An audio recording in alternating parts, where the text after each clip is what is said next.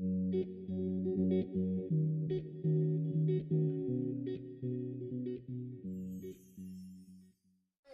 thanks so much for this opportunity. And Walter, I want to say, and Chester, an incredible job. I'm really, really inspired. And my job is all about inspiration.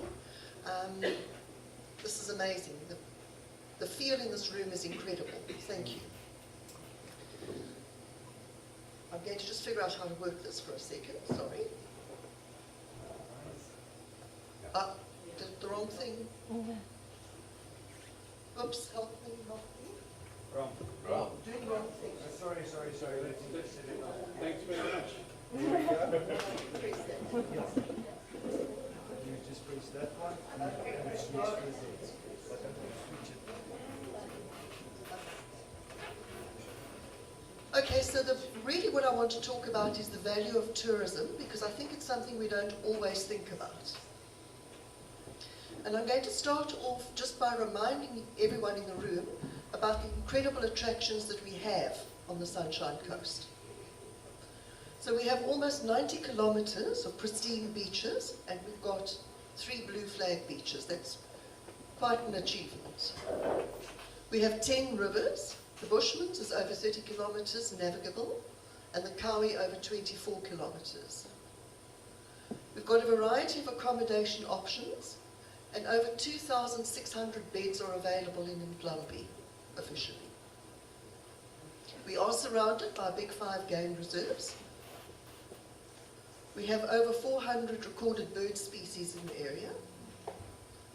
Of course, a variety of different outdoor activities. We all live here, we know the area, we know how beautiful it is, but we tend to forget all the attractions we have.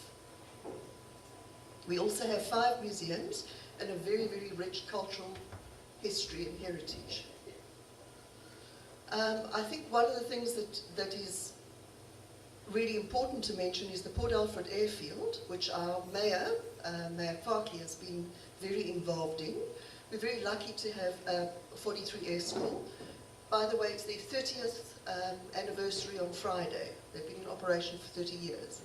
But together with the Mayor's help, we've engaged the South African Tourism and the Department of Public Works, and a lease agreement has been entered into between 43 Air School and Albany Air Park, which is a really, really successful aviation industry, to tar the runways and to set up a lease agreement to get the airfield almost to commercial standards, and that is our aim.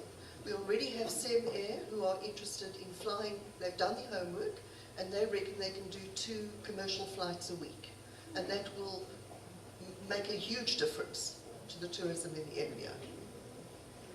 Stendon, of course, needs no introduction. Stendon have a number of universities throughout the world. They're Dutch-based. We're very lucky to have one in Port Alfred. But they also offer a hospitality course, which somebody spoke about earlier on. It's an incredible offer, and it's open to everyone, and a number of Kempton businesses took part in that offer. They put 10 of their lecturers at our disposal. They charge 500 Rand, and it's a 4-day intensive course. And it's all about service excellence. It's a brilliant, brilliant course. They will be repeating it again. They do it twice a year, and those who have not sent their people along, I really encourage you to do that. Okay, so what is the economic value of tourism? That's quite an interesting figure. This is from Statistics South Africa. 1 in 23 people are employed in the tourism sector nationally. Tourism, 2.9%, I'm not going to read it to you because you can see there, is the contribution of tourism's contribution to the gross national GDP. Sorry, I'm trying to read and look at the same time. And you can see there that, in fact, more so than in the agriculture and mining industry, people are employed in the tourism industry. And then this is taken from Statistics South Africa. That's quite staggering. These are national figures. So your international spend was 20.7 billion, an average of 11 a night stay, and a 29.4 million rand spent on bed nights. It really is quite staggering. Going to swap now to national. These are our local tourists, and I want you to look at those figures. Those are obviously throughout the whole of South Africa. It's significantly better in our area. And something that's really, really interesting is that South Africans, because of our economy generally, have not been able to travel as much overseas. So they are looking at new places to visit. Everyone's been to Cape Town, everyone's been to KZN, and most people have been to the Kruger Park and Mpumalanga. They're looking for new adventures, and we are very definitely seeing more and more people traveling to the Eastern Cape. Just a little bit of who we are and what we do. We have a service level agreement. This is Sunshine Coast Tourism. It was founded in 2011, and it was founded because we had two towns competing with each other. We had Cape Town on the one side and Port Alfred on the other side, competing against each other.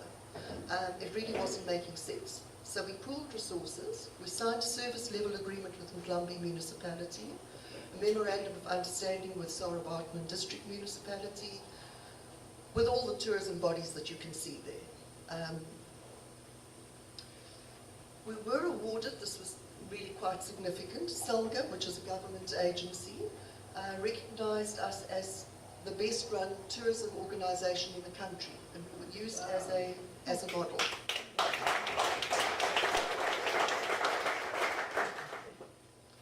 We do, as you know, have a tourist information centre in Port Alfred and Kenton-on-Sea, and very soon we'll be opening a very small one in Bathurst, a la Bathurst style. In terms of marketing, we do print marketing, of course. I'm sure you've all come across our brochures. We also attend two important shows. The one is the Indaba International Trade Show, and the other one is the Getaway Show in Johannesburg. Two different markets. At the Indaba Show, we look at attracting overseas interest into our area with tour operators. And at the local show, the Getaway Show, it's attracting national tourists who are looking for adventures. They're both incredibly successful shows for us. We also do a great deal of digital marketing. Over 3,000 newsletters get sent out monthly. Hurry now. We're involved in festivals and events. We work together with SAP and Mglambi Municipality and coordinate events throughout the area. Events are incredibly important, especially sporting events, in attracting people to the area. We have an online presence, a very active online presence, but most importantly, that online presence qualified us to be registered on South African Tourism's soon-to-be launched India Atlantic route, because they've recognized that tourists gravitate towards the coastline, and we've got 3,000 kilometers worth of coastline. Oh, I don't know what happened there. Let me go back. The other thing that enabled us to do is they recognized that our area needed a route. So we have been appointed to do route development. We hold that portfolio because, the next slide shows it, we're situated between two iconic routes. Everybody knows the Wild Coast and everybody knows the Garden Route, but there was always a black hole in between. We've been granted the permission to develop that entire route as the Sunshine Coast route. It'll be all the way from Jeffreys Bay up to East London initially, and we're currently negotiating with all the tourism bodies along the way to please use the words Sunshine Coast in the marketing, and to use the logo, the Sunshine Coast logo, because that way it will get the brand known. Everybody knows the Gold Coast, everybody knows all those wonderful coasts. We need ours to be out there. That just shows the area. And then I wanted to just give you a little slide on investor confidence, and this was also quite interesting because it tells you how people are feeling about our area. So if you compare to 2017 to now, property sales are definitely up in the area. Despite people being negative and thinking in a negative way, it's not so. Many properties in the over 2 million bracket have sold. There's been significant building projects, especially in the Kenton area, and I think in Westbourne area. I don't know if JJ is still here, but there's certainly over 20 million rand projects taking place in the area. Four over 20 million. Say again? 4 of them over 20 million each. There we go, four properties over 20 million in Kenton alone. Holiday homes continue to sell very well, but most importantly, this is very interesting, a number of young entrepreneurs are choosing to move here. I'm going to let you read that statistic because you'll see that the profile of people investing here is very different. In the past, it used to be older people, 50 plus. If you look at the statistics there, you will see much, much younger people are investing in the area. I don't like these statistics because they call middle age somewhere between 35 and 49. But nevertheless, it's a very, very interesting statistic. And then I also want to end with by saying we are incredibly lucky. We are one of the very, very few municipalities that has a mayor and a municipality who fully understand the value of tourism. And the support that we get from the municipality is incredible. We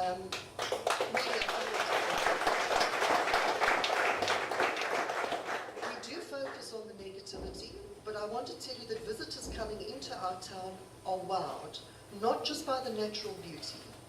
The number of comments that we get about the cleanliness of our town is remarkable. If you read the Talk of the Town 2 weeks ago, we were runner-up as the greenest municipality in the Eastern Cape. And that really takes something.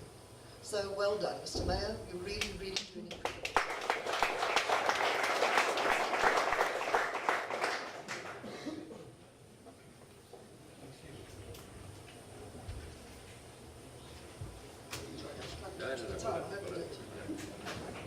Thanks so much, Sandy.